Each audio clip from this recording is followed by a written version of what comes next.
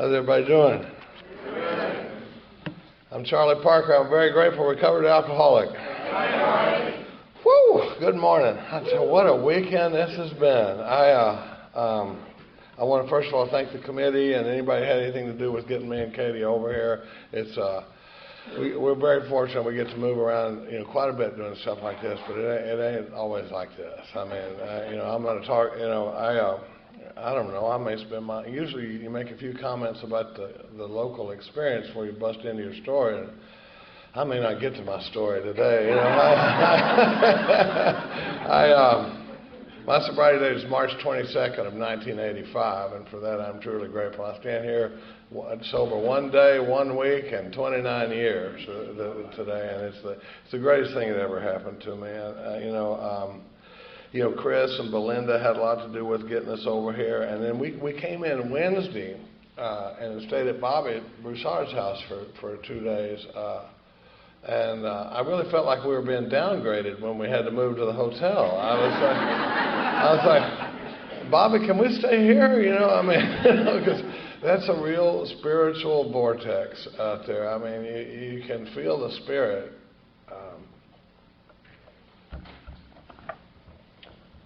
I should warn you, I'm a big guy. I shoot competitive shotguns. I ride a Harley Davidson, and I'm liable to cry like a little girl in a pink dress up here at just about any minute, So, and usually, I was talking to somebody about it. I think it was Tom I was talking to about it yesterday, talking about when you feel it coming up. And usually it's when I'm looking back or when I'm able to recognize the undeniable hand of God moving in my life. If that don't choke you up, I don't know where you come from. We really love being here, and oh my God, the swamp tour! Just watching Katie jump from that alligator. And it's funny because she really is the one that would, where the alligator would leap in the boat, and the guy would be going, I ain't never seen one do that before. I've watched that sort of thing happen. But and then we had crawfish for lunch on Thursday, and then we went to a crawfish boil that night. And my only complaint about the whole weekend, if I was going to put anything to the committee, is you just can't get anything to eat around here. I've never seen anything. I've been in a food-induced coma for the last 5 days. Katie was like, "You're not yourself," and I said, "Hell, I eat till I have to pass out, and then you wake up and you go, I don't think I'm miserable right now. What do you got?" And I got a sponsee, Todd, who comes from here, but he lives in Austin. That's here. And where you at, Todd? Right, Todd's a good boy. And we were out there talking last night, and I said, "Oh, Todd." Now, see, you got to keep in mind, I've been trying to take a little weight off, and Katie's been helping me, and I loaded this app for Weight Watchers on my phone, and you're supposed to enter all the points in for what you eat. Well, let me tell you something. Weight Watchers don't know how to spell boudin.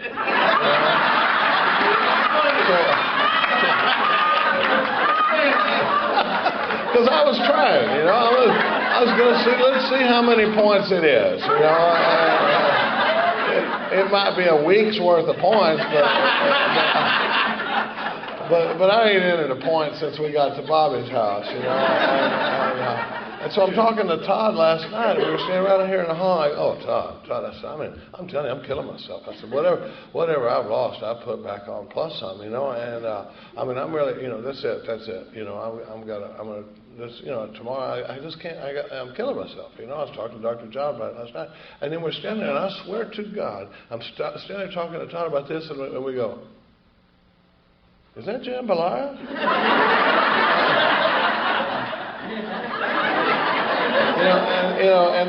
It was unbelievable. And bread pudding. And so this morning, Julia was helping out. So she, we started off with a pecan roll and a praline brownie. So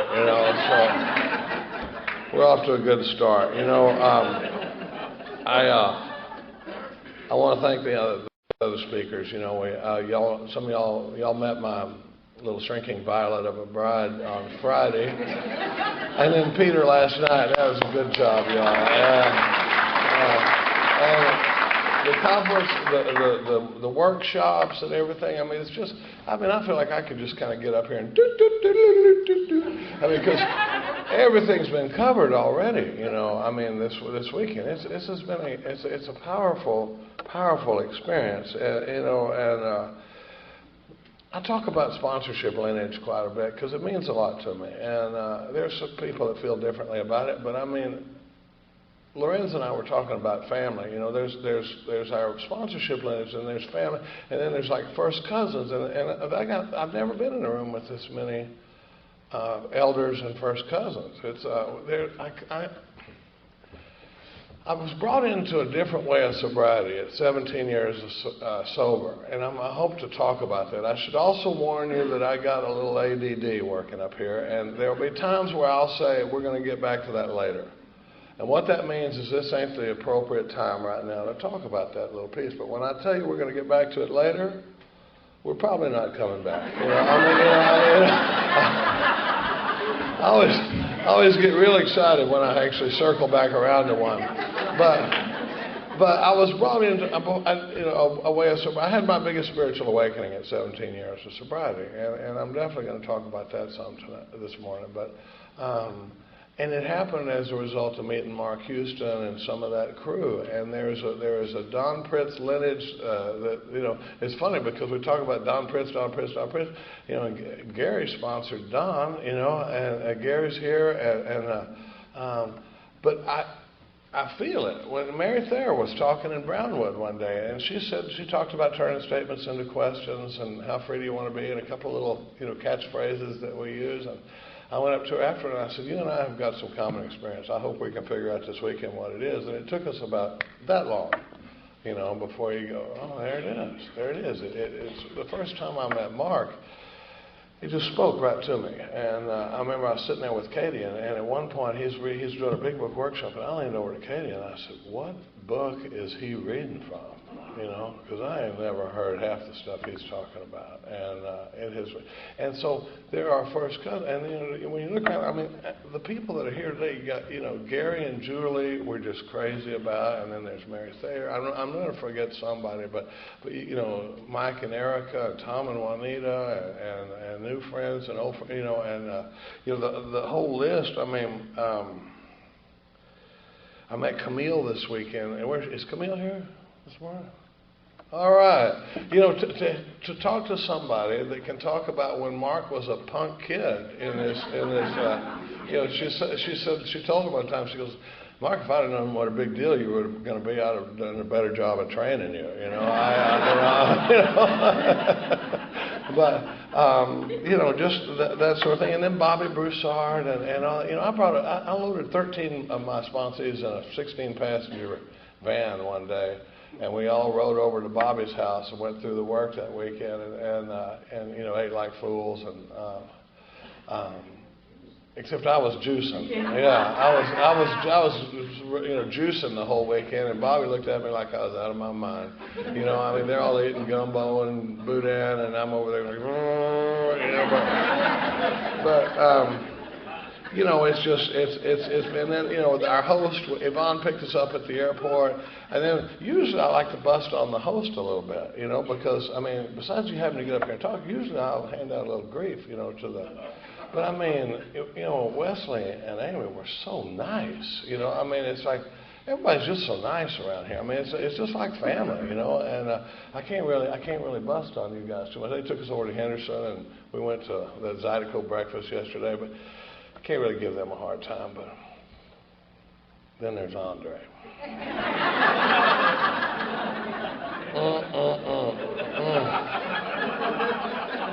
You know, he's got a new girlfriend. Can we just have a moment of silence right now?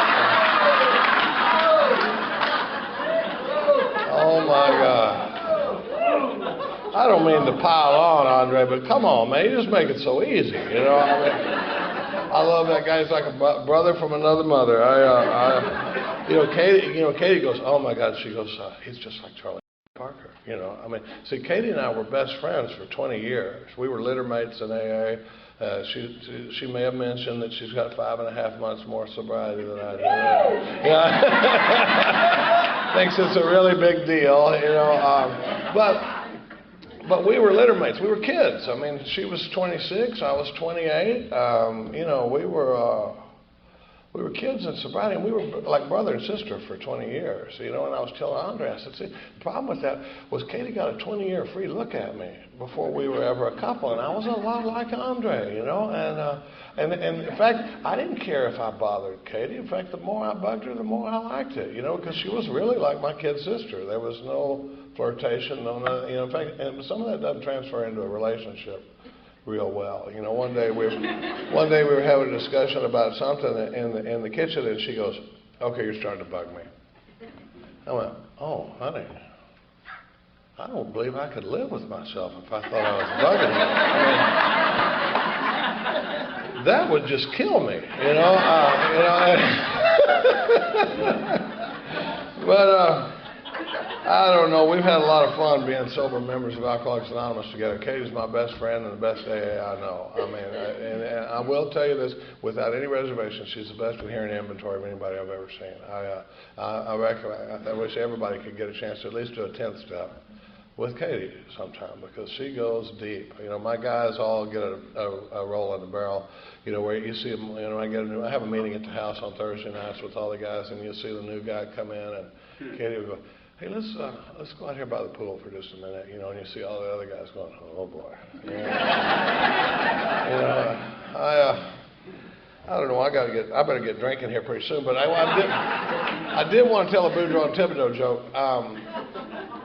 Boudreaux's driving past Thibodeau's house one day, and he looks up, and there's a sign on the fence that says "boat for sale," and he looks, and there's a couple of lawnmowers in the grass, and it's kind of peculiar. So he goes by, and a week later he comes by, and there's the same sign. And he goes up to Boudreaux's house, and he says, "Well, you know, you got a sign that says boat for sale, but there ain't nothing out there but a couple of lawnmowers." He goes, "Yeah, they boat for sale."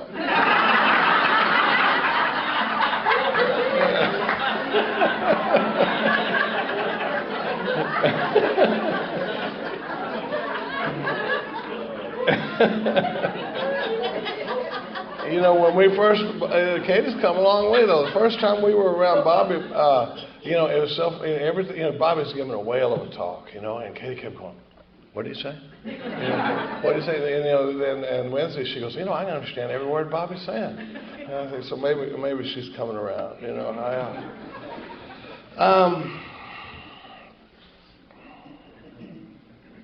my job today is to talk about what it was like, what happened, and what I'm like now. What I was like, what happened, what I'm like now. And I'm also very fond of the part of the book where it says our stories, in our personal stories, each person says from their own experience and from their own point of view how they established their relationship with God. And I hope to talk about that more than anything today. I do like to wear a coat and tie when I get up to I was real proud of Wesley for dressing up there. I mean, if you see Myers, tell him that I had a coat and tie on. My entire sponsorship language is always, if you're going to get up behind the podium, you wear a coat and tie. You know, and if you don't want to, it's okay. I mean, you still have to do it. But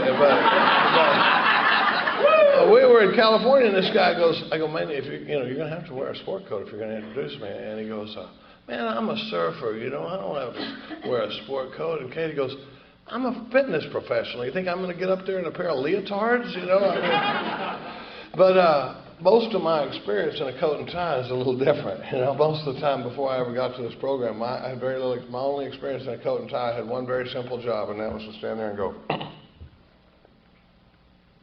"No contest, Your Honor."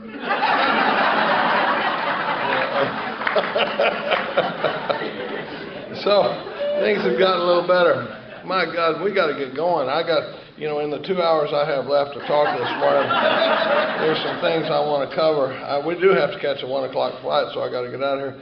I don't even know if I got time to talk about the talking dog story, but it's a good joke. Some of you may have heard me tell it. Some of you may have heard it before. but I like the way I tell it, and it's a good joke, so I'm going to come on with it. When we talk about coming from our own experience in AA, it always reminds me, this boy is driving down the road one day, and he sees a sign on the gate, and it says, "Talking dog for sale." And he can't stand it. He goes up to the farmhouse, and there's this guy sitting there, and he goes, "So you got a talking dog for sale?" And the guy goes, "Yes." And he's around back. And he walks around there, and there's this red hound dog laying there, and he goes, "So you can talk?" And the dog says, "Well, I certainly can." And he goes, "How in the world did that happen?" He says, "Well, when I was young, I started developing some language skills. And as I got older, I started developing the nuances of the language, started picking up slang and colloquialism and that sort of thing." And he said, it's developed over the years, but it's really made for an incredible life for me. He said, "I had a 19-year career with the Drug Enforcement Administration. And I was able to infiltrate some situations that no human agent would have ever gotten into.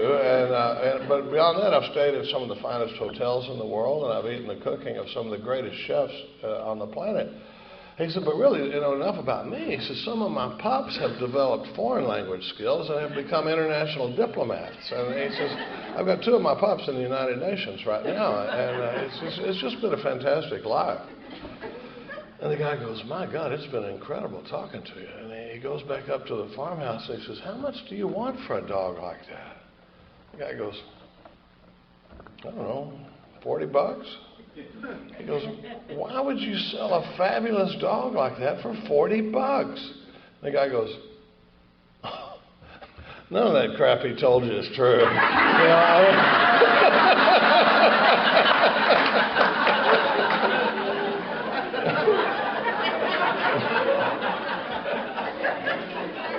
That's kind of the way it is around here. It doesn't matter how good the story is if it's not my experience. So when we get going, I'm going to have to hustle because I really do want to talk more about my current life and sobriety today. But I grew up in Dallas. I want to talk a little bit about my drinking. I grew up in Dallas. I live in Austin, Texas now. My home group is the Primary Purpose Group of Alcoholics Anonymous. Like Katie said, we study the big book line by line, week after week. If you're in Austin on a Tuesday night, I think it's the greatest meeting in the world. And if you come, we'd like to try to take as good a care of you as you guys have taken care of us this week. It's a fabulous meeting, and we have over 200 people regularly studying the big book. And I believe that Alcoholics Anonymous is making a big comeback in AA.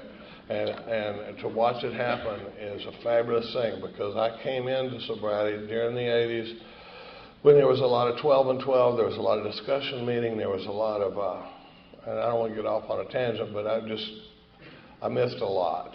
And I'm seeing it, I don't think we're in the same situation we were in 10 or 20 years ago. I think things are getting a lot better, and from my limited perspective, but we're in Austin now, but I grew up in Dallas, and I come from a pretty normal family. I don't know what a functional family looks like, but I know I've heard enough fifth steps over the years to know that a lot of people had it a lot worse than I did growing up. There wasn't anybody drinking. We were Southern Baptists. There wasn't anybody drinking in our house. There wasn't anybody knocking each other around. My dad was a salesman, and my mother was a school teacher for 42 years.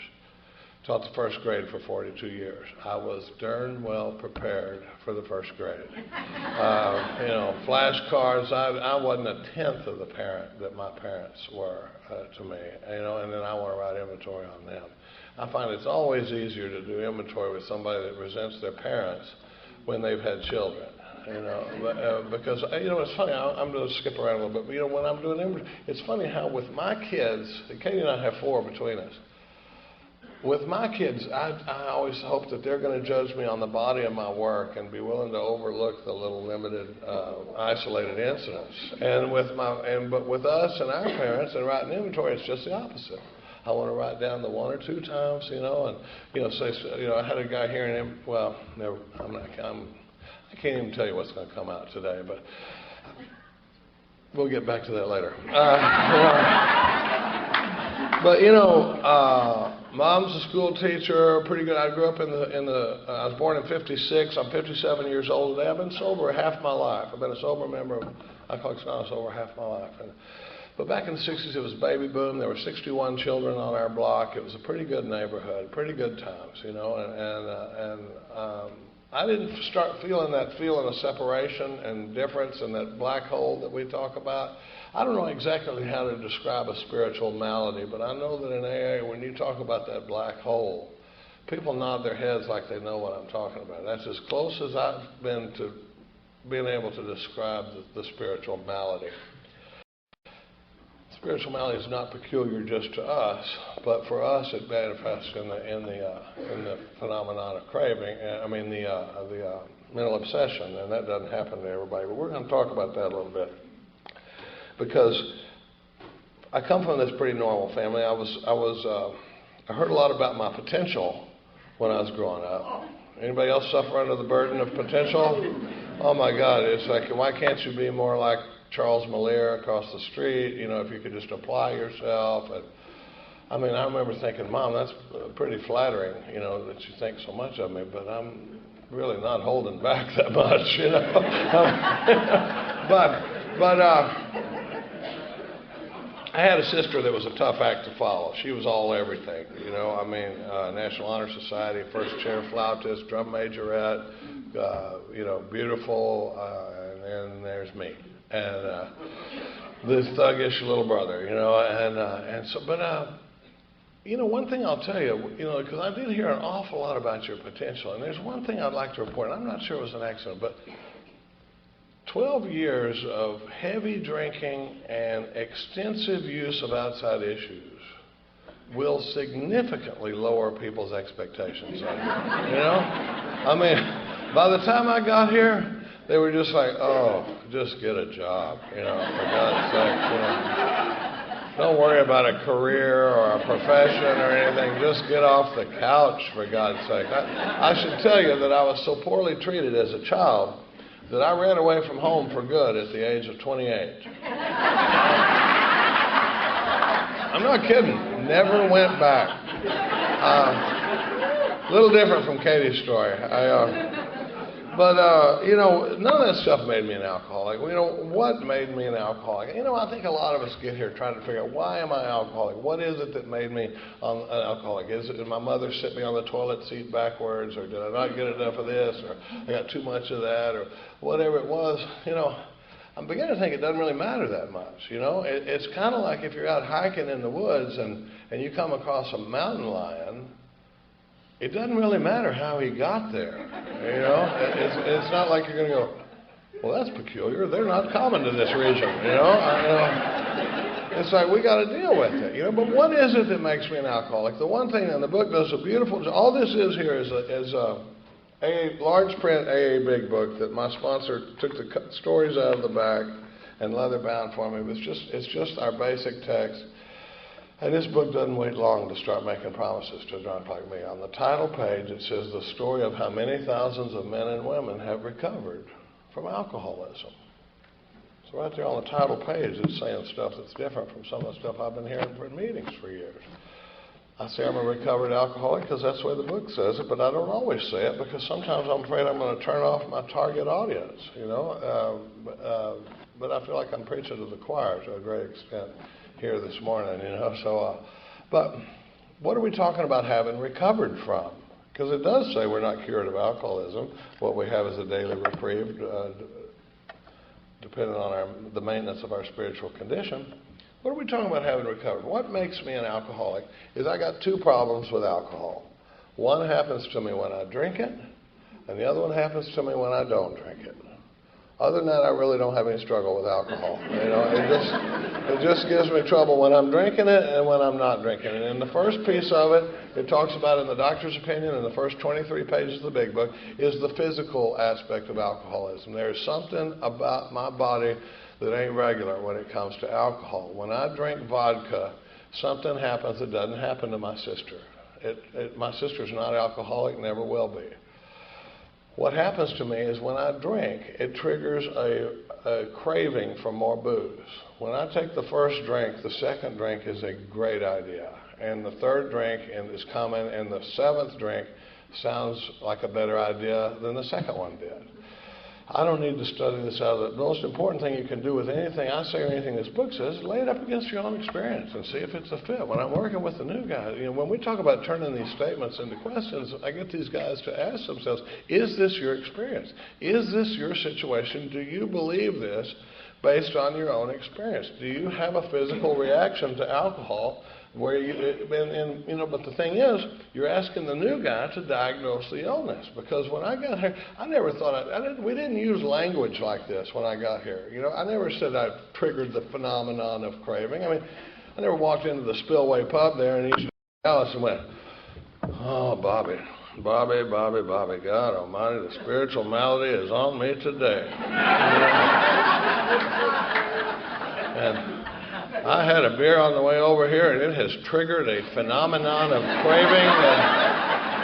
And, so I never knew that I'd triggered the phenomenon of craving, but I just thought I changed my mind. You ever go in just to have a couple, and you go, I believe I've changed my mind. 2 was a bad number. And some of the stuff you hear from new guys. Katie and I were at a halfway house out in Vegas, and in a little circle with the guys that were staying there, and this one guy, he wasn't trying to be funny or anything. He goes, man, sucks I'm alcoholic. I mean, I wish I wasn't alcoholic so I could drink all the time.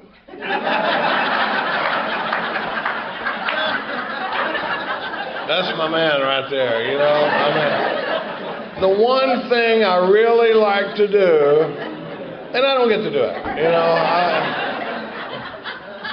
can't be a kidney disease or something. So this thing with the physical allergy, the book does a beautiful job of describing it in the doctor's opinion in the first 23 pages. But it goes on to say that it's not my biggest problem. If my biggest problem was what happens when I drink 4 ounces of vodka, my solution would be very simple. Just quit it. Just cut that out. The second piece of alcoholism is what happens to me when I don't drink, and that's where it gets really sticky. Is that when I stop drinking, I don't get okay. My problems don't go away. In fact, it feels like somebody turns up the heat on them a little bit. I get a little restless. I get a little irritable. It says I get discontented. You know what that means? That means I start not liking the deal I'm getting. You give one of us a $150,000 a year job, and inside of 6 months, I'll tell you how I'm getting screwed around. I'm going, oh yeah, sure. I'm sure from where you're sitting, it looks like I'm making a lot of money, but you ought to see how much they're making off of me. And this Nimrod in the next cubicle is making $20,000 a year more than I do, and I'm doing my job and half of his. And before long, I got to quit. Because I get a little discontented. And what happens is the way that manifests for us. There's a lot of people struggling with spiritual malady, but with me what happens is I get thirsty. There comes a time where I need relief, and this book tells me that when I need relief, a real alcoholic doesn't stop drinking because of consequences. A real alcoholic doesn't stop drinking because of what's going to happen if I drink again. A real alcoholic doesn't stop drinking because of what happened the last time he drank. It just doesn't happen. I've lost the power of choice when it comes to drinking. I can't choose whether I'm going to drink or not, and then once I start drinking, I can't control how much I'm going to drink. Katie talked about it. She said, I can't control how much I can't control how much I drink, and I can't stop starting. My problem wasn't that I couldn't stop drinking. Heck, I've stopped twice during one NFL game. Kind of like the way I stopped overeating last night with Todd. It's like, that's it. What? I think that was, we would call that suddenly, Todd. Suddenly the thought crossed my mind that a little jambalaya wouldn't hurt.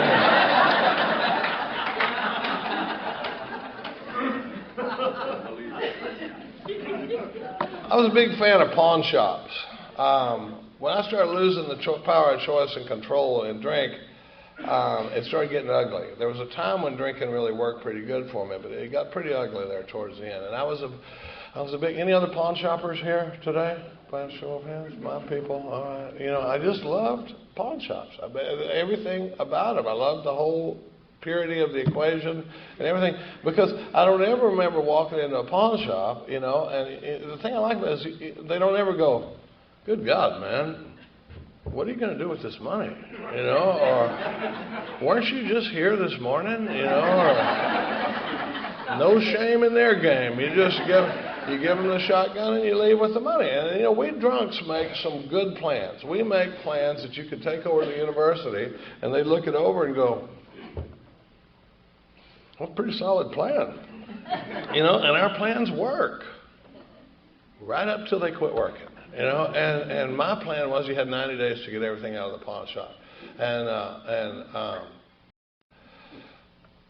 I could usually pull some kind of a scam or a deal or something in a 90-day period to get everything out of the pawn shop. Now, I should mention to you before I forget that I didn't own very much stuff. So I was having to pawn stuff that didn't belong to me. And that puts a little extra heat on the equation, and it turns up the intensity, and it causes hard feelings in your family. But I wasn't taking like the TV set, you know, where they'd walk in the door and go, "What the?"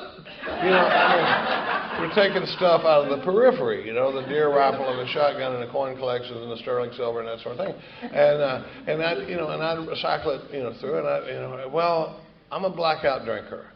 And one day I pulled a scam, and I had enough money to get everything out of the pawn shops. But I also needed to go by the Spillway Pub and settle my tab, because it was the only place in Dallas that would let me run a tab. I could run a $60 tab at this place.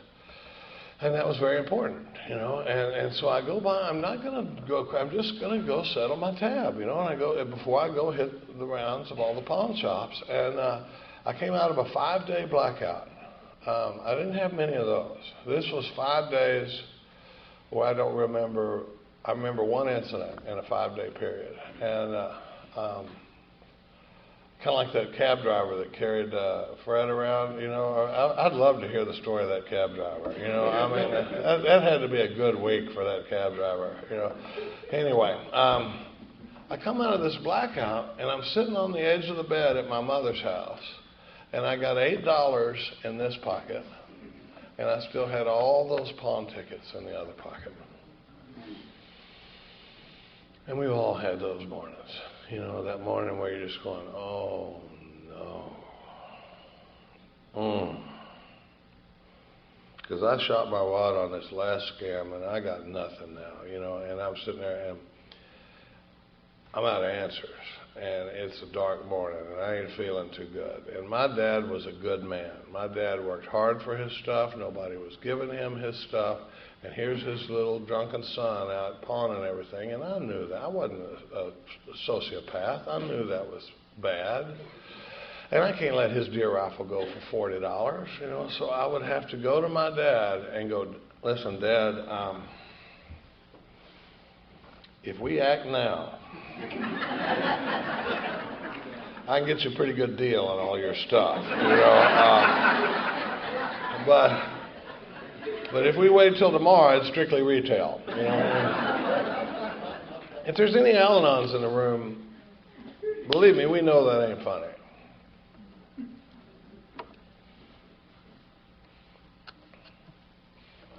I have to joke about the desperation of that morning, because I remember what that felt like, because we would get in the truck with my dad, and Dallas is a big spread out town, you know, and we'd have to go out on Buckner Boulevard to get the deer rifle, and out on Beltline Road to get your metal detectors, and I left your shotgun in Oak Cliff, and the sterling silvers out on Garland Road, and it was all day in the truck with me and my dad and all that shame. And when we'd be driving around, I'd be saying, "Dad, I swear to God, I will never do this again." And if I was lying to that man, I darn sure didn't know it, because it felt like I meant it with every fiber of my being. I will never do this again. I don't want to feel like this. I don't want you to feel like this. I will never do this again. What I didn't know riding around in the truck that day with my dad is that I didn't have the power to make good on that promise. When we talk about lack of power was our dilemma, when I was promising him that I was not going to drink again, I might as well have been promising him that I was going to flap my arms up here this morning and fly around this room, because I did not have the power to make good on that promise. That's the unmanageability we're talking about in step one. When I'm working with a new guy, when I talk about unmanageability in step one, we're not talking about can you balance your checkbook, or have you lost a job, house, car, girlfriend, you know, that sort of thing. I'm talking about, can you or can you not manage the decision to quit drinking? When you honestly want to, are you able to quit entirely? If not, you're probably one of us. And I love the fact it says, if you are, you may be suffering from an illness which only a spiritual experience will conquer. Came across a line this week at a big book study and more about alcoholism, where it says, whether or not you can quit on a non-spiritual basis depends upon the extent to which you've lost the power to choose whether you drink or not. If you've lost the power of choice, if my power won't get the job done, obviously I'm going to have a power greater than myself. That's why the book spends 44 pages in the doctor's opinion pounding step one, because we don't bring guys in here and go, let's talk about God. You know, it's like, you got to get me hopeless, and there's no happy ending to step one. You know, step one, you know, I've seen some of these little charts that say these principles behind the step, and one of them said hope for step one. I'm like, oh no, it should be desperation. Yeah. You know, if I break down step one to a new guy and he's not a little scared and a little depressed, either I haven't done a good job of explaining it, or he's not one of us, or he's psychotic and we can hardly help him anyway. You know, I mean, because there ain't no happy ending to step one. You know, this would be really ugly if we brought Ralph in here and said, okay, Ralph, let me make sure you got this straight. You got a body that doesn't respond regular to drinking. And you've got a mind, though, that's always going to convince you to take another run at it. Every time, every time, every time. Really sorry. Try to have a nice day. You know, I mean, but that's all we'd have if we had step one, you know, it's absolute hopelessness. But it propels me through the rest of the work.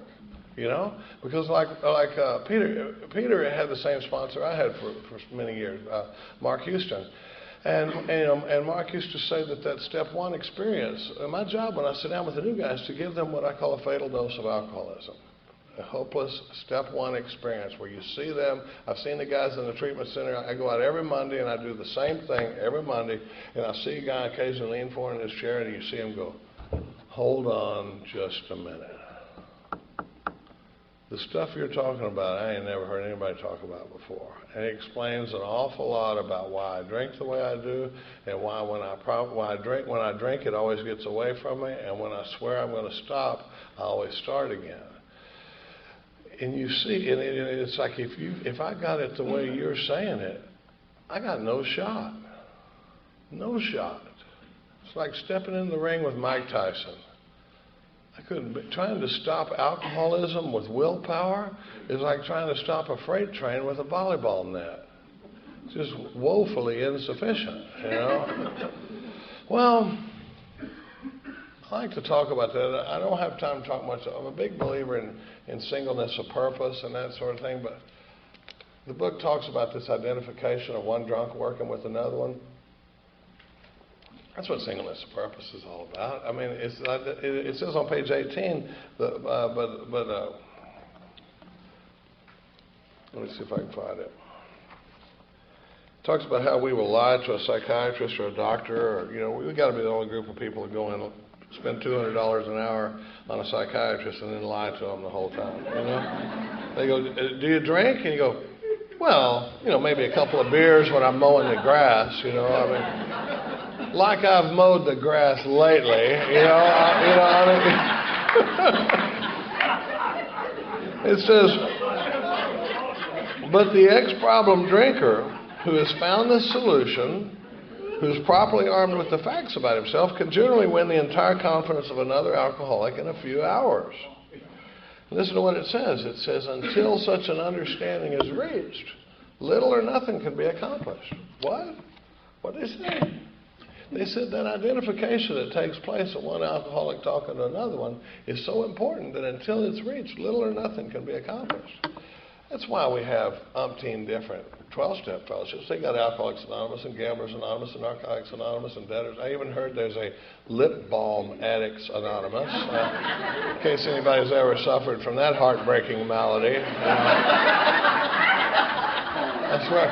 But you always, every time I say that, though, you see somebody out there with their Carmax going, oh, I feel you, brother. we were giving a talk. We were giving a talk from somewhere. I don't remember where it was, but I swear to God. What? Oh, no, not too far from here. Okay, next case. Well, the girl kept a lip balm thing in her, and she probably applied it 10 times during the talk. I leaned up to Katie and went, "It's LBA."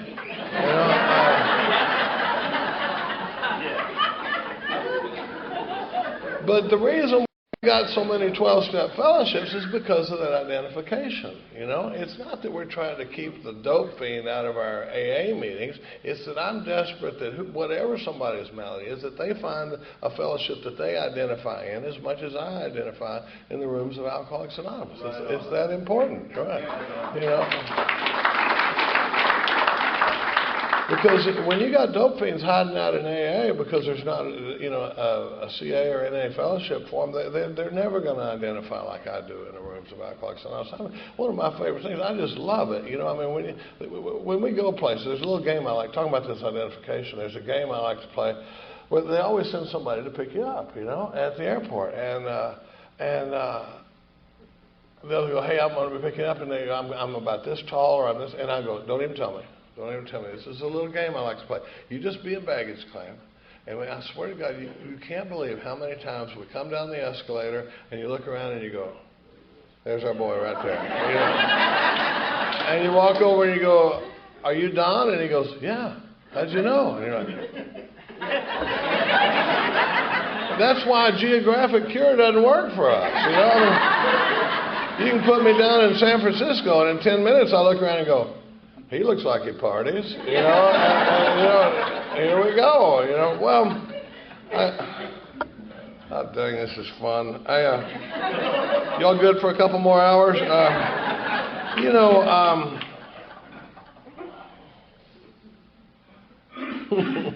That's why you'll never hear any of my sponsees say in an AA meeting, "I'm an alcoholic and anything else." I just want to finish that little piece.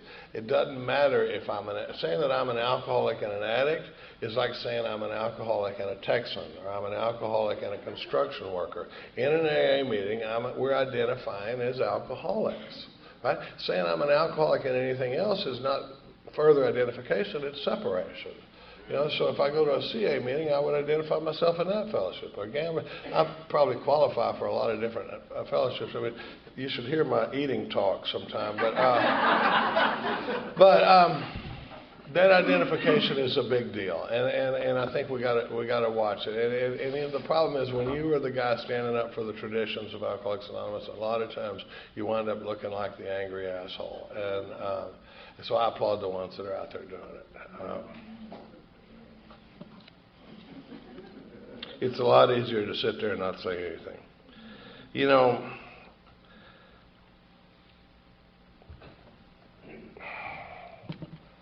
I'm just going to jump way ahead. I came into AA there, and I had some early experiences with the steps.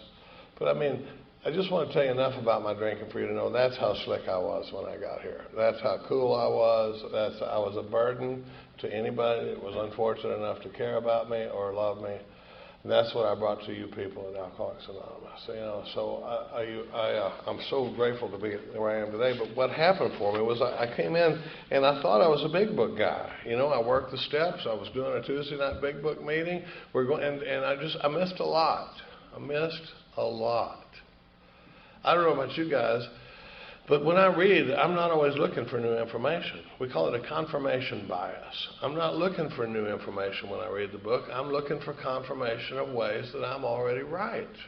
Right? And I just overlook the stuff that differs from my belief system. But the other stuff, I sit there and I go, oh yeah, oh yeah, there's that part where it says that. Yeah, and I'm like, oh, you can't tell me anything about that one. I already got it underlined and highlighted, And sometimes you ever hear a new thing in the book and you go, I got to highlight that. And then you go back and you go, oh, I already did. It sounded like new information tonight, but and so, well, Mark used to say, how do you know what you don't know? And that'll give you a brain cramp if you think about it, but we come in, and I go along and I do the steps for a while. I got to move fast because in the 2 hours I have left tonight. No, I do want to say this is the best Sunday morning crowd I've ever seen.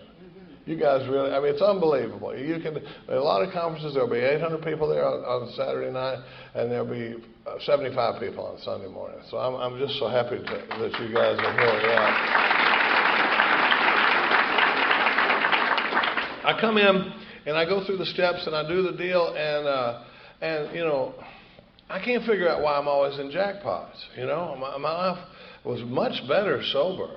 But I'm hitting the wall a lot, you know, and things are not, you know, always going great, you know. And I blow up a marriage at 4.5 years. I met a woman, I got married, we had a baby, and at 4.5 years, that deal's over. And so I waited the appropriate amount of time to get into a new relationship, 14 days, and so I get in, and Katie is watching this whole thing, and I could care less what she thinks. And you know, I almost said it, Katie, but I figured it didn't even need saying, you know. And so I get into another relationship, and I got another baby, and I blow that one up, you know, and things are not going right. And I feel like I'm trying to do it your way, you know. I'm trying to do rigorous honesty. I ain't lying, I ain't stealing, you know, I'm paying my taxes and for the most part, and you know, and that sort of thing. But when I blew up this second marriage, I remember hitting the wall and like going, you know what, I've tried it your way. I'm 7 years sober. I've tried, every time I step in the ring, I get knocked to the mat, and you know, and I'm like half measures my butt. I'm going to get mine, and I actually went on a period that I call, well, it was just untreated alcoholism is what it was. I used to call it a flat period, but that's being very generous, you know. But I was still very much about staying sober. I'm very much about being an AA member, but a little dishonesty started to creep in. Nothing serious, you know. I mean, little wire fraud, a little tax evasion, just little stuff, you know. Maybe you're not straight up with the insurance company all the way, but come on, you know. And then what we do when we're in that is we form what I call unsigned death pacts with our friends. I ain't hanging with people like the people here, you know, this what I call family now, because they're going to call me on that stuff. I'm hanging with people that we go, look, you don't say anything about my whatever, I won't say anything to you about running on your wife. You know, you nod your head if you understand me. We are not going to have that conversation, you know. And so gamblers hang with gamblers, and skirt chasers hang with skirt chasers, and you just don't say anything about it, you know. And I had a crew of guys, and to say I was a little disconnected was a little bit of an understatement. And what happened was I got into a dishonest marriage. I got into a marriage that, and the most dishonest thing, in her defense, the most dishonest thing about that marriage was me. She did not get what she thought she was getting in that deal. And this deal went on for almost 12 years. We, on the outside, it's funny, it's the relationship that I have the most shame and guilt about is the one my mother was happiest with, because on the outside everything looked wonderful. She was a big-time investment banker on Wall Street. We had a penthouse apartment in Manhattan. We had a beach house in the Hamptons. It looked like Charlie was nailing it, you know, and we're, you know, going out for fancy dinners and big vacations and all this stuff, and it was just terrible. And so one day I got some people up there, and we chartered a plane to fly from East Hampton out on eastern Long Island back into New York City, and we're going to go to dinner and all this stuff. And I'm going to show this couple that's up from South Carolina, you know, Long Island from the air. And it's the first time I ever chartered a plane in my life. First time ever. You know, I knew couples that flew to the Hamptons every weekend for 20 years. But this time we decided to charter a plane, fly the 100 miles back in. Oh, we're flying along, and over there, that's Shelter Island, and that's this, and they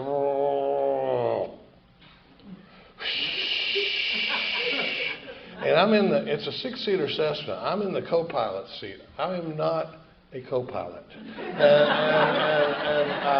And we're going along, and I just hear air. And the pilot's sitting right here, and I got the little set of headphones, you know, and I put them on.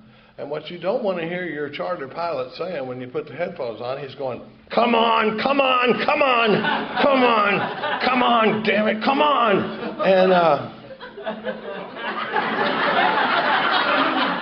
And they said you're cleared to Gabretsky, and there's an airport right at 10 o'clock, and we ain't gonna make it. He says, you don't understand. He says, I can't.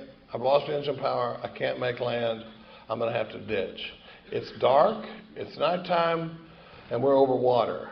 And he says, I can't make land. I'm gonna have to ditch. And I'm like, what? You know, I mean, I'm a gambler my whole life. What are the odds of that? You know, first time you charter a plane, we're going to crash it into the drink, you know? And so he says, he brings it in and he says, prepare for impact. Brace for impact. I'll never forget it. Brace for impact. Anybody know how to do that? You know? And so I put my hands on the dashboard and boosh, we hit the water, and I mean, it's just like splashdown at Six Flags times 1,000. There's spray and noise and water and glass, and the cowling comes off and the windshield comes in, and then absolute silence. And all of a sudden I'm like, my God, I think we're okay. I felt something on my knee. This wasn't much of an airplane, really crappy boat. You know, about the time I feel something on my knee, it goes, and I realize I got to get some air, and I go up to get air, and the plane had done like that, and there ain't nothing there but the water and the roof of the plane. And I've only got about half a lungful of air, and my door won't come open. Before I'd run out of air, I was going, the door won't open, the door won't open, and that's the last thing my buddies heard before I went underwater. And I come back down, and I start jacking that door, and it comes open. And I grabbed the roof of the plane, and when I felt my feet come free, I'd like to tell you my first thought was of my wife or my dog or the other. My first thought was, I'm out. I'm out. And I went up and I got some air, and I came back down and I pulled the wife out. And then I went back down and got the dog out. We actually did mouth-to-snout resuscitation on the dog and got him breathing again. But the only non-survivor out of the plane crash was the dog. He died the next day because of salt water in his lungs and everything. But I'm on CNN with Anderson Cooper, and live from the headlines with Anderson Cooper and all that stuff. And I'm back at the house scrambling eggs, and the little ribbon on the bottom of the TV, it says Hampton's plane crash, and I'm going, I can't believe I was just in a plane crash, I mean, and well, it changed a lot of things. It got me looking at things. It turned out to be the beginning of a spiritual awakening. I came back to Texas, and I remember I called up this guy named John Henry. Now, Katie knew this, and I, like I said, Katie and I were best friends for 20 years. I called her from the lawn of the hospital and told her, I was like, you're not going to believe what just happened. And I come back, though, and I had noticed some things about myself as a sober member of Alcoholics Anonymous that probably don't apply to anybody in Louisiana. But I called up John Henry, and I said, John Henry, man, I'm so self-centered that I can't even be in a conversation with somebody, This is 17 years sober. I can't even, if I'm talking to somebody, I have to just force myself to go, how are the kids, and act like I give a flip about the answer, because I don't. All I want to talk about is me. I'm so self-centered that I can't even be, and guess what? People notice. I mean, you can tell when you're talking to somebody and all they're doing is thinking about what they're about to say. My nephew can't even look at you, because it'll distract him. If you say something, once he figures out what he's going to talk about, he looks over here and he waits for you to stop, and then he goes, Uncle Charlie, well, that's me, well, so I start working, and John Henry says, well, let's go over to the treatment center and start talking to the new guys, and I'm thinking, let me tell you, when service work never sounds like the answer, I mean, when you're a self-centered, untreated alcoholic, I'm going, I was kind of hoping we'd go to the coffee shop, and talk about me, I mean, you know how those new guys are. They're going to want to talk about them, and I need to talk about me. Well, I started going out there, and there were times where I felt like I was a step ahead of these guys. I mean, I'm telling these guys, go home and read the doctor's opinion. I knew my big book was at the house, but it'd been a while since I'd looked at it, And I'm still going to meetings. I'm still very much about getting sober. there were times where I felt like I was a step ahead of these guys. Go home and read the doctor's opinion. And I'd go home and read the doctor's opinion. Then we'd meet up and we'd talk about the physical allergy. And I was trying to learn stuff. And I had 12-stepped a buddy of mine into a treatment center where he met this guy with an eye patch. And some of you know Chris R. And all of a sudden I'm hearing a little different flavor of Alcoholics Anonymous. And I'm calling up Tom, and I'm going, what do you do when they say this? And what about when they say that? And he goes, have you ever seen the bedevilments on page 52? No, where are they? On 52. You know, and we're looking, and our conversations are starting to be about that. And we're talking about, you know, how do you work with these guys? And all of a sudden, Mark Houston comes into our lives. And you talk about the hand of God moving in my life. A guy calls me, and he says, I heard something about a Big Book study in Dallas. That's over 200 miles away, and this was in Denton. Well, I get the flyer from a friend of mine in Dallas, and I go to Katie, and I go, Katie, you know, I don't think this is what Dick was looking for, but I think this might be something we're interested in, because I know this guy is Chris's sponsor, and I like listening to Chris. I bet we'd like Mark. And after Mark died, I put on those CDs to see what it was that moved me so much that weekend, because it blew my mind. That weekend, woo!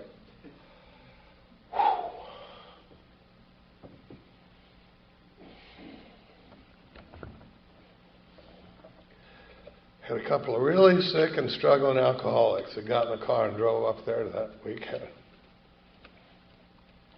I put in the CDs years later, and the first thing Mark says on the talk, Mark had told me about a silent period when the podium was getting to him, and he took about 2.5 years off without giving any talks. And I put in that CD, and the first thing he says on the CD is, I can't wait to see how this goes. I haven't done anything like this in about 2.5 to 3 years.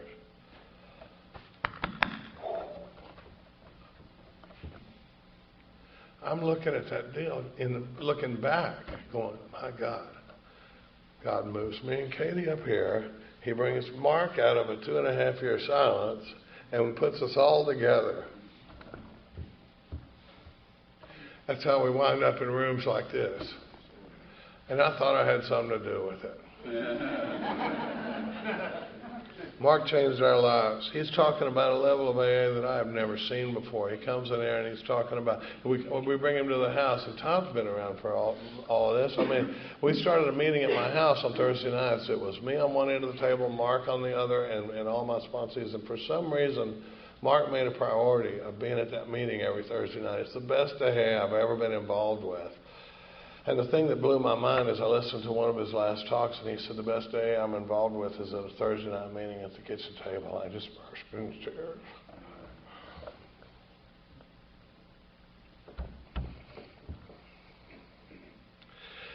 I knew it was the best day I'd ever been involved in, but to hear him say that it was important to him was very, very moving. And things have been there's been magic happening at that table for years now. And I mean, all of a sudden, on the first meeting we talked to, you think when you get with a new guy that we're going to be talking about writing inventory, right? You get a new guy, let's write inventory. Mark sits down and he goes, where are you guys at with the amends process? I said, what? And he goes, do you have your amends list? And I said, well, yeah, there's still a couple of lingering things, you know. And he says, I believe some of you guys might have a significant experience available in the amends process. And we are like he's Svengali or something, you know. We're like, how do he know that, you know? And well, it's because most of us have a significant experience available in the amends process. And that's where we started. Mark was about the word all.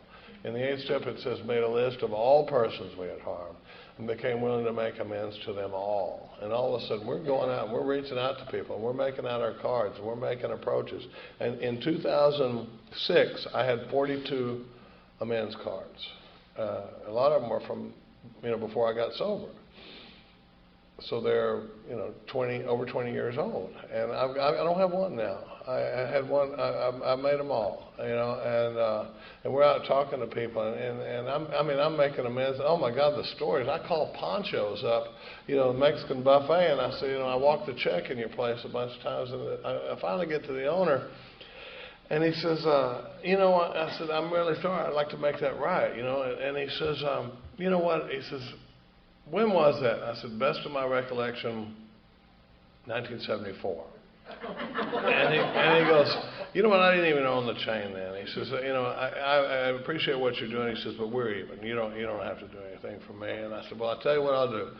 Next time I'm in Waco, I'll stop and eat at Pancho's. He goes, okay, just be sure to pay for it.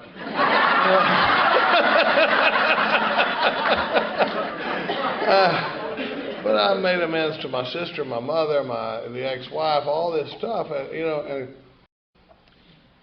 and we've been doing that. Well, you know, that's what we do. There was stuff, I mean, the first time I saw a steel-on-steel format, it was a level of accountability that I was not interested in.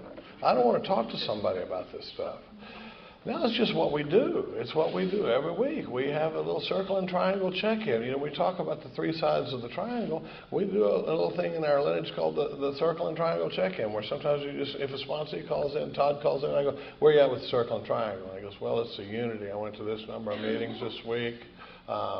Service. I made the coffee at the deal. I went to Ulster Recovery on Monday night, this and that, and step work. I've done probably 4 evening reviews this week, and I've done the morning meditation every week. In a pretty short amount of time, by looking at the three sides of the triangle, you can get a pretty good beat on where a guy's at. And then also, Mark used to talk about putting the ego to work for a good cause. The ego's not always bad. My ego does not want to be the guy that's showing up to the table every week saying, no, I didn't do anything this week, you know. But I really think it's important and I'm going to do it, you know, and the next week, no, you know. And we do a lot of, we follow the path of consideration when we're talking to each other. We do a lot of considerations with each other. And I still remember there was one guy that every week he would get up and say, no, I didn't do any evening reviews this week. I didn't do any morning meditation. But I think that's important, and we offered him a consideration. I remember saying, is it possible that the reason you don't do evening review and morning meditation is because you don't think it's important and you're pretty sure you can stay sober without doing it? The thing about the path of consideration, it's always done in love and care, but I don't get to say anything. When you offer me a consideration, I have to go, thank you, I'll consider that. Because if I get to answer, you're going to hear my ego telling you why you got it wrong. You know, you got to hear the story. You got to figure it. Mark used to say you can ask an alcoholic if they're married, and you get a 5-minute answer. You know, and one time he's like, next time I ask you a yes or no question, I'm going to expect a yes or no response. You know, and because we like to tell the story. Because if I have to just go bleh, well, it doesn't sound good. Well, I don't know. I just got a few minutes left to kind of tell you the current condition of my AA program is unbelievable. I mean, I have just been on fire with AA. We call it the second surrender. We've talked a little bit with some of the guys this weekend, but the first surrender is that surrender to alcohol. And it's not that hard because there's nothing like a well-whooped ass to bring about a surrender, you know? I mean, when you got a gorilla with his foot on my throat, it's like, okay, I surrender to alcohol. But trying to get an alcoholic to quit playing God is harder than getting them to quit drinking. You're asking, like Katie said, you're asking me to lay down the only tool I've ever had, which is self-will, and I've got it right here. And what happens for me, the 12 and 12, it has a line where it says we can have faith in God but still keep him out of our lives. The big book talks about a consciousness of this power. It's not trying to move me to a belief in this power or a faith in this power as much as a consciousness of this power, where it's something that's walking around with me. It's part of my reaction to life. It's part of the way I think about stuff. God is in it. I'm in prayer, you know, a constant thought of others, some of that sort of thing. And, you know, saying to ourselves many times each day, thy will, not mine, be done, really being in consciousness of this power. In the 11th step, it says we're going to try to improve our conscious contact with this power through prayer and meditation. They're all about moving me to consciousness. There's a place in the book where it says the consciousness of your belief is sure to come to you. You know, it's talking an awful lot about consciousness. But this second surrender is the surrender to self. It talks, and oh my God, that's all Katie and I talk about in workshops, is manifestations of self. You know, I mean, I think I probably got sponsees that think I've only read 3 pages out of the big book. Because, you know, everything is 60 to 63, 60 to 63. Because it turns out that this selfishness is mentioned in our book. When I called John Henry and I said, you know, I said, well, I'm reading the book one day and I'm page 60. You know, they got that, after we read how it worked and we do the A, B, and C. And you know what the next line is? It says, being convinced, we were at step 3. Being convinced of what? The A, B, and C. So A, B, and C must do a pretty good job of summing up the first two steps. A, that I'm alcoholic, cannot manage my own life. B, that probably no human power can have relieved my alcoholism. And C, that God could and would if he were sought. And that's when we've started chanting like a bunch of high school kids at summer camp. And I just want to take a second to say, you don't have to do that.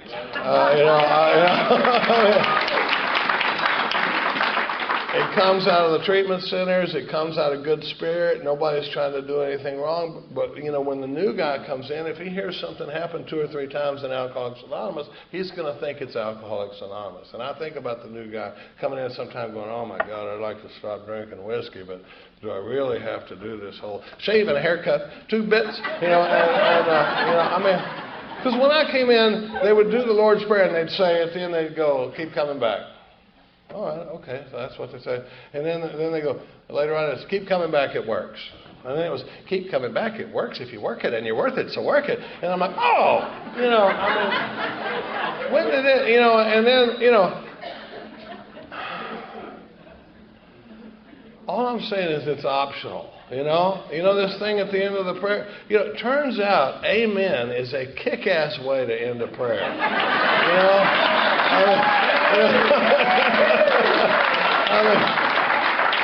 People have been doing it for a long time.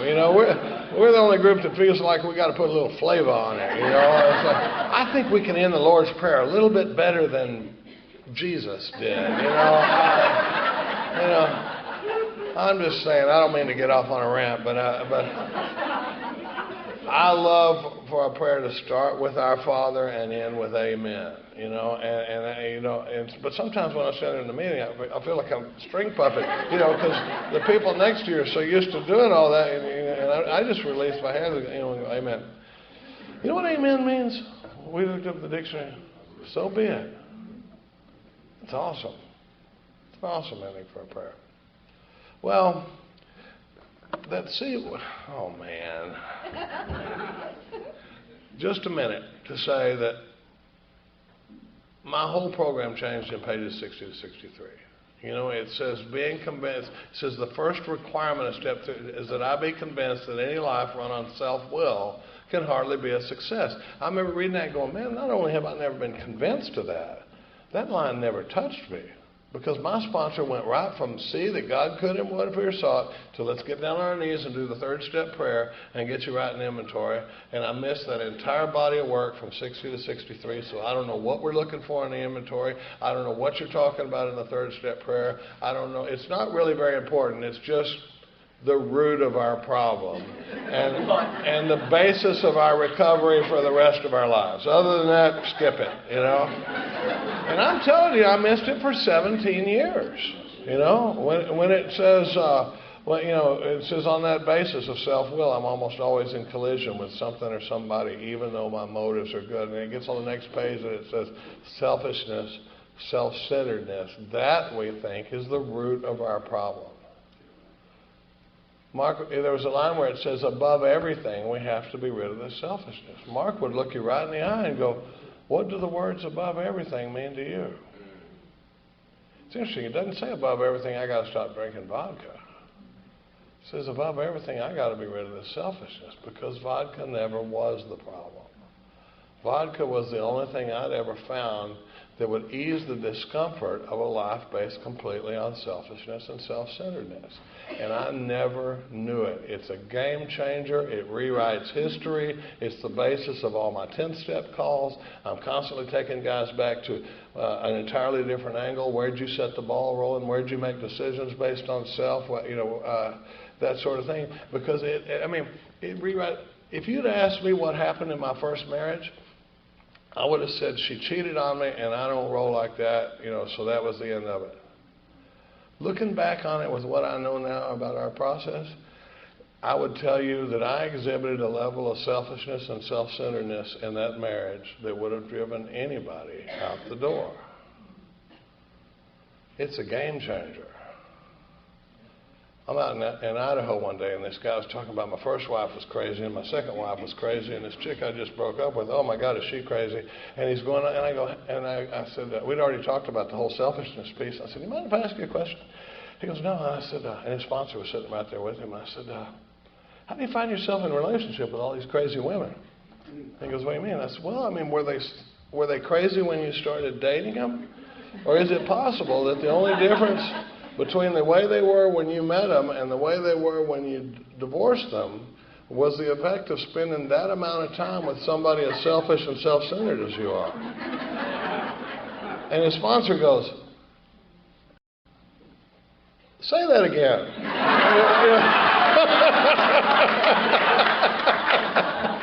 I get outside, I had a sponsee with me, and we were doing a workshop, and we get outside, and he goes, dang! And I go, what? He goes, oh my God, we've been here like an hour. And you just like, boom! And I was like, that's my job. I'm the out-of-town guy. I come in, I drop the bombs, I fly home.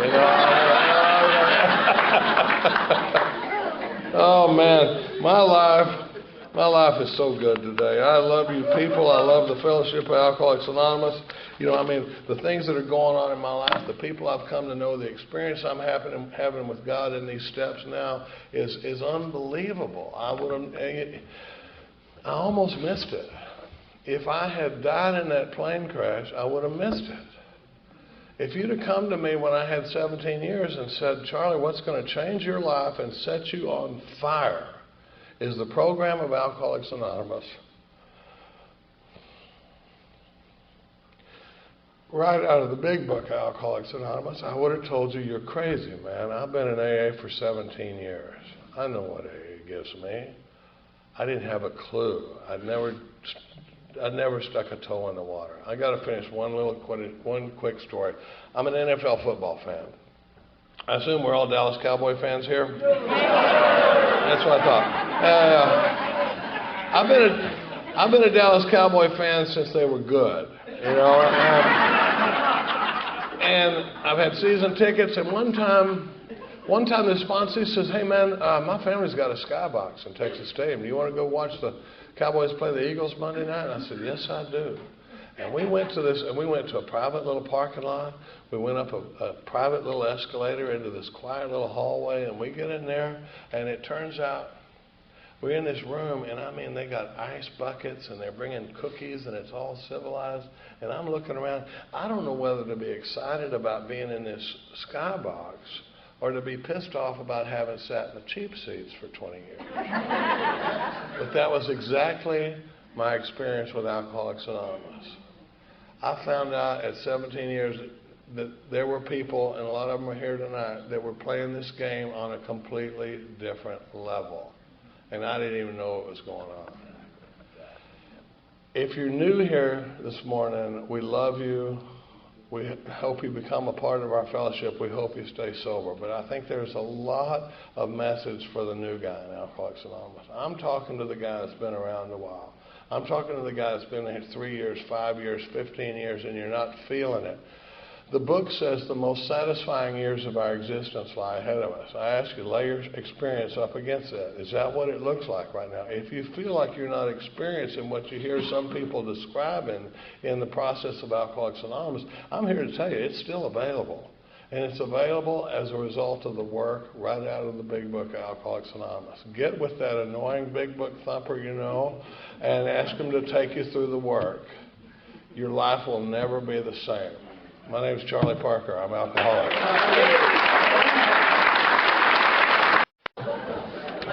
I'm Wesley, still an alcoholic.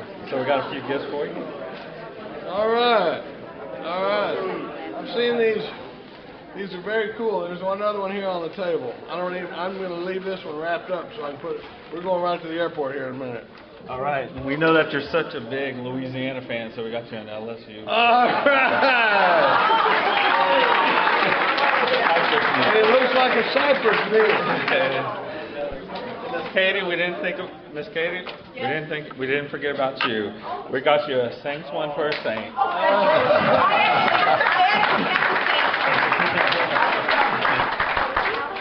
Thank you very much. And Charlie, I've got some good news and some bad news. The good news is we are going to make you an honorary Cajun with all the rights and privileges and joie de vivre thereby bestowed. But the bad news is, just as Katie's got 5.5 months of sobriety on you, she has a day and a half more Cajun on you.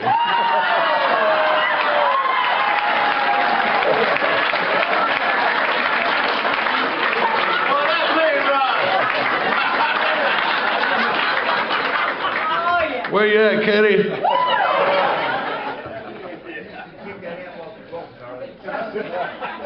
Thank you very much. That means a lot to me.